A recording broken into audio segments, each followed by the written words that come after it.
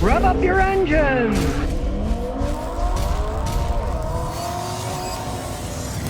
Well, here's some breaking news. The 2025 Toyota Camry is only going to come in a hybrid, and they're going to drop the V6 engine and have 4 cylinders, only hybrid vehicles. Now, Toyota realizes people still want sensible sedans. There's a lot of people who want to drive sedans. The other day I was driving around, and I was driving in a relatively rich neighborhood, and what did I see? A whole bunch of sedans, right? They like nice sedans, and a lot of upper middle class people too, and they're totally happy with the sedan. They don't need a big SUV or a van to take everybody to the soccer match. I don't like the idea of Toyota getting rid of their V6. Some people like the extra power and pulling of the V6. But Toyota's doing that in everything. I mean, they're even getting rid of the V6 engine in a Tacoma pickup and replacing it with only a 4-cylinder engine. That Toyota, I think, is stupid. You're making a mistake there.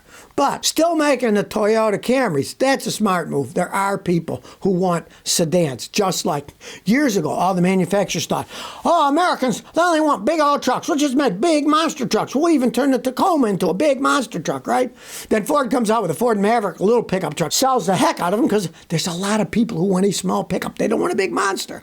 And a small pickup like a Maverick that's front-wheel drive, those things get pretty good gas mileage too, unlike a big truck that's a gas hog. So maybe listen to the people. Toyota's still making the Camrys. I don't like the idea they got rid of the V6, but at least they're still making the car. It's only going to be hybrid because they're worried about gas mileage ratings, but it kind of shows that what the future is going to be, especially the near-term future, it isn't going to be battery electric vehicles.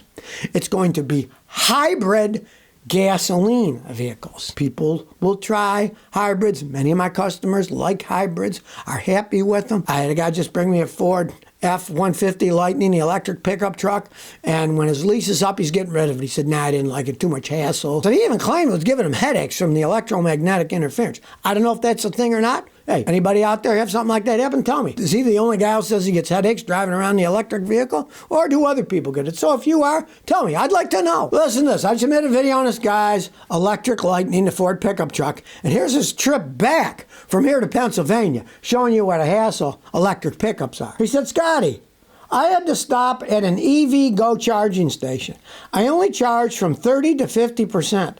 On the screen it showed $25, 4 times what I normally pay. But upon checking my car transaction, it charged my car $100. I don't know why. I hope you can tell your viewers who have electric cars to avoid EV Go charging stations. That's just ridiculous. They do so because we have no other option when we're stuck there and we're low on charge. He had to go to an EV Go. That was the only thing around. He pays like $8 a month to be in Electrify America. And generally for $25, he gets a full charge. In this case, he paid $25 for 20% charge, 30 to 50%. But to add insult to injury, he charged his credit card $100. I have had people deal with those before, and they say something like they put a charge on your card, and then later they take it off. But they didn't tell him any of this stuff when he went to the station to charge it up. Even if he gets $75 back because they charged him $100, like maybe they got some limit, you got to pay a $100 deposit, and then you get it back, the blah, blah, whatever. Still, he paid $25 for 20% charge. Electrify America,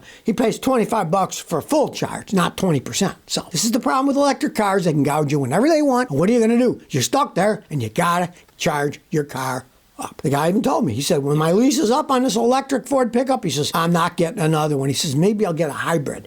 He was thinking about getting a hybrid Maverick, which probably should have bought that in the first place, right? But at least he was smart. He didn't buy the Lightning electric pickup truck. He leased it. And he said, when a lease is up, that's it. He's never going to get another electric car because it's just a hassle. Check it out. This guy claims that gas pumps in Idaho are asking for tips. Now, it seems that it was the guy inside who's talking to the microphone, like they'll say, put your credit card in or do this right. And he says, oh, could you like to tip me? Would you like to tip me? I mean, it's gone insane. That's not part of the gasoline mentality, especially in the United States.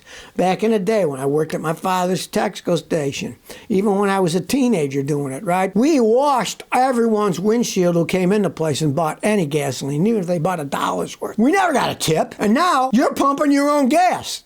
and they want a tip. This tipping has gone insane. I've even seen it in hardware stores. Oh, do you want to put a tip? Wait a second. I went to the hardware store, I walked around, found what I want, bought it, came to the place with my credit card, stuck it in the machine, and they're asking for a tip. I'll tell you one thing, though. My grandfather would be rolling in the grave. Tip's supposed to be for good service, right?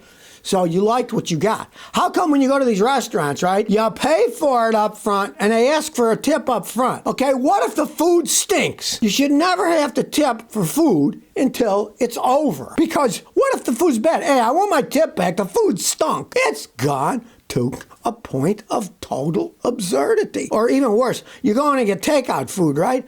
Why would you tip on takeout food? You're not being served by anybody.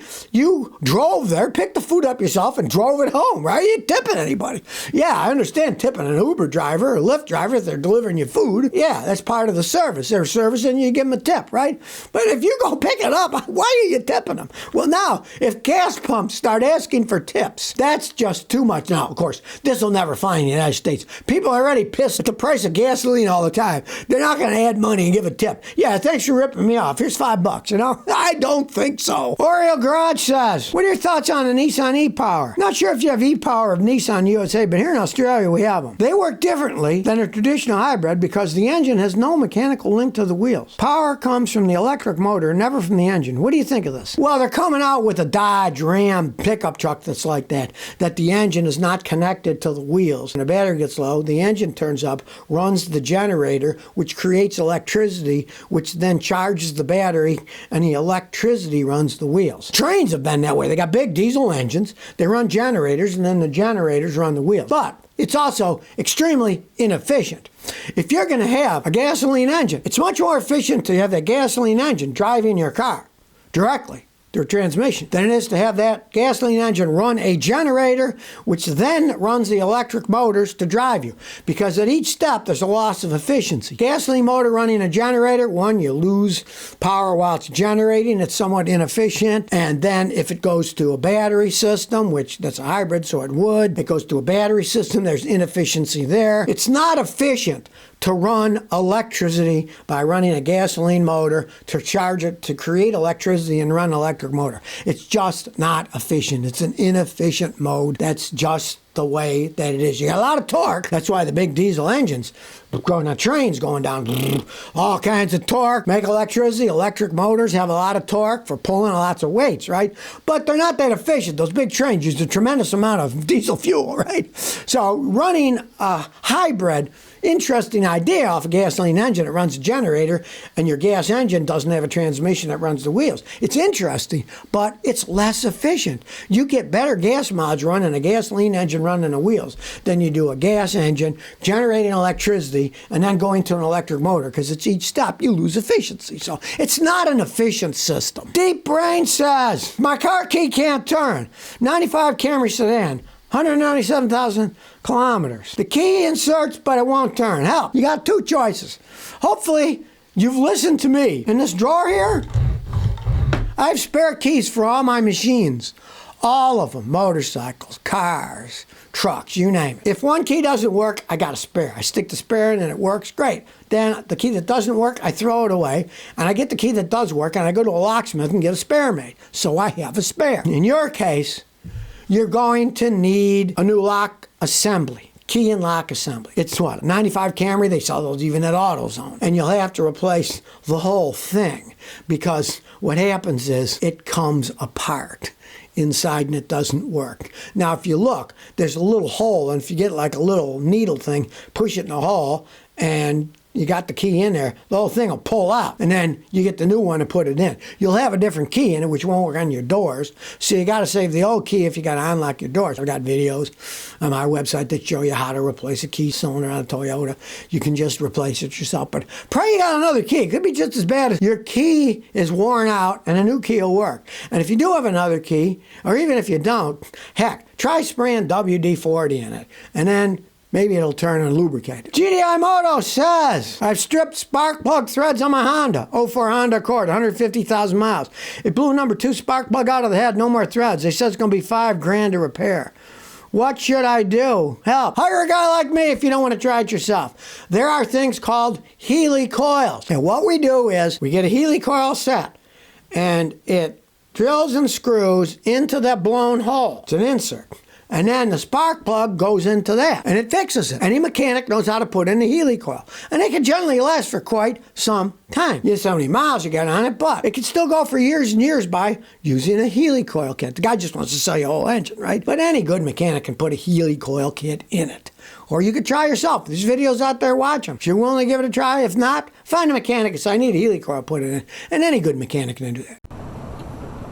So if you never want to miss another one of my new car repair videos, remember to ring that bell.